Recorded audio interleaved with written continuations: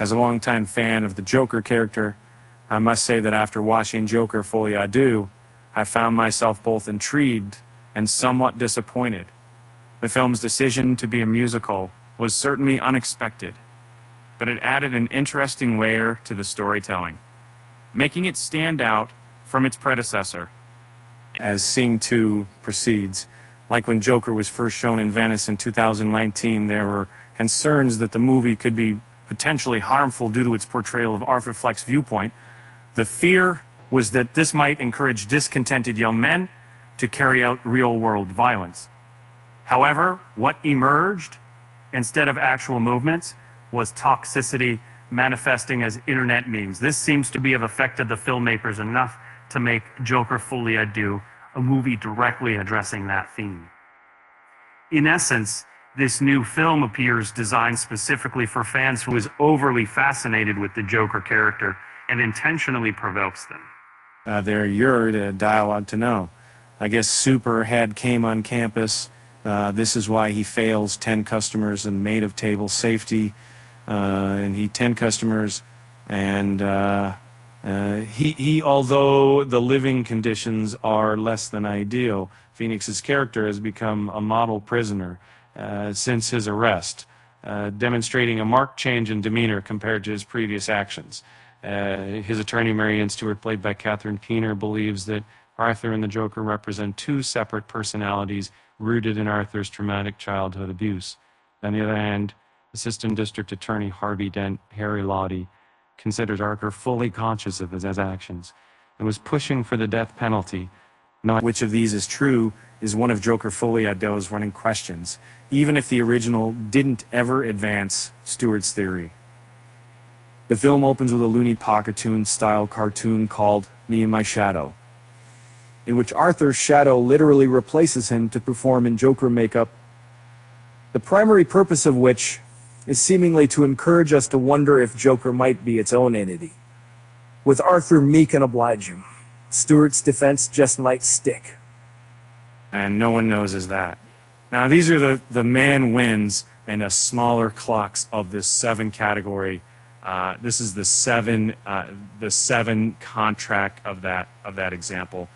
Now, you know, if we start conversing and establish a strong connection rapidly as they share their stories, both revealing challenging pasts, Arthur senses a kindred spirit in Leto. As he grows closer to Lee, it appears that he regains his Joker character in his recent TV interview following his arrest, which I found particularly captivating in the movie. He became confrontational with Steve Coogan's interviewer, disregarding some of his lawyer's suggestions. Remarkably, this trial was one of the first to be broadcast live, and the cameras were seen to awaken the performer within him. However, things took a turn for the worse from that point onward. The impact and even harmful aspects of fan culture, particularly toxic fan behavior, are a significant factor. It's revealed that a TV movie about Fleck's case was produced prior to the trial, boosting his popularity once more. He also garners interest among his fellow prisoners, especially as the trial unfolds. Arthur, in this narrative, has gained followers as we initially apprehended might happen in our reality. Among all of them, Lee is notably the most zealous advocate for Arthur, resembling groupies of the Joker or women who develop an unusual affection for imprisoned serial killers. She seems to bring out the worst in him and fuels the passion of his supporters who gather daily at the courthouse steps. However, there are questions arising. Arthur's lawyer hints that some details Lee shared weren't entirely truthful. Her media presence raises suspicion, suggesting she may be shrewd enough to manipulate Arthur for personal gain and capitalize on his fame. Could it be possible that she is merely exploiting him? As a movie critic, I found myself torn while watching Joker Folie, Deux. While Lady Gaga delivers an impressive performance, Joaquin Phoenix remains elusively enigmatic. The film skillfully maintains the enigma around Gaga's character to keep us guessing. Her role is significant and filled with captivating musical sequences, yet she plays a supporting part in Phoenix's story. I couldn't help but feel that her potential was underutilized in this production. And in essence, Lee is portrayed in the movie as fully developed thematically. The film's subtitle, Folie à Deux, refers to a shared psychosis, but could just as easily indicate one person imposing their delusion onto another, rather than it being mutually triggered.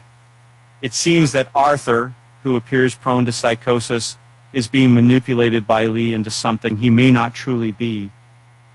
Giving her claimed multiple viewings of the Joker TV movie, it's challenging not to perceive her as a representation of harmful fanaticism. Initially, I found myself recognizing the peculiarities of Joker Folie à Deux as the premiere approached, despite earlier speculations that it was going to be a musical. This seemed together quite unexpected for many, considering it wasn't what one might expect from the sequel. However, my perception has now changed. I can confirm, indeed, it is a musical, contrary to the filmmaker's claims. It appears that the potential displeasure an average Joker fan might feel about this musical adaptation could have influenced this creative choice. As a passionate cinephile, I can't help but reflect on the impact of Joker Folie à Deux. After reappearing on screen, Zazie Beetz shares her harrowing experience with fans who unfairly blamed her for Arthur's fate. The film's staunch supporters seem to be drawing parallels between themselves and psychopaths, as it underscores Arthur's disassociation from such individuals.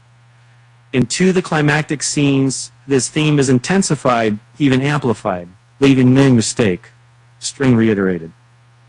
It appears that Todd Phillips might be setting up a trial for Joker in Folie à Deux, repeatedly emphasizing that many misinterpreted his first movie. Arthur is no longer the taxi driver type. This time, he'd rather express his troubles through music. And I found the aspect of the movie Joker Folie à Deux particularly intriguing, as it delved deeper into fan culture than its predecessor did into mental illness. While an improvement on the latter, note they're still burdened by a similar overused narrative style. However, it continues to exhibit the same have-its-cake-and-eat-it-too approach. Consider when Gary, Arthur's former colleague who watched him commit one of his murders, comes in to testify.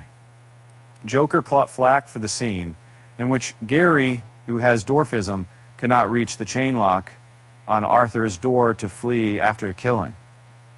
I can still remember my audience laughing. Phillips is once again staging and corrective in Folie à Deux, as Gary testifies to the suffering Arthur caused him, and how that moment specifically made him feel so small. His words are meant for the audience as much as his scene partner. He's done, and he's seen in March to see per Perry, the honor 5 months. Gil is a moving presence in his brief appearance, as he was in the original. Even as characters mock him in World, I don't believe either. Film deliberately sets out to mock him, but neither do they dignify him.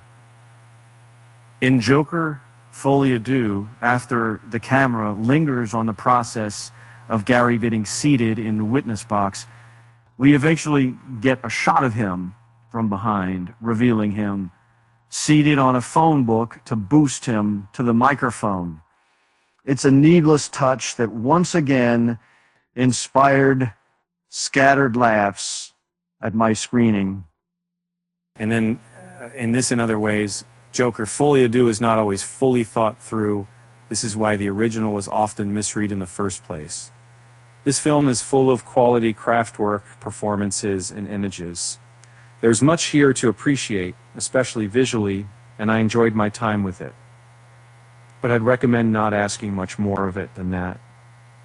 At the prestigious Venice Film Festival, Joker made its premiere, clocking in at 138 minutes. This film carries an R rating due to some intense violence, persistent language, inspiration of sexuality, and fleeting nudity. The release date for this movie is set for October 4 in U.S. theaters.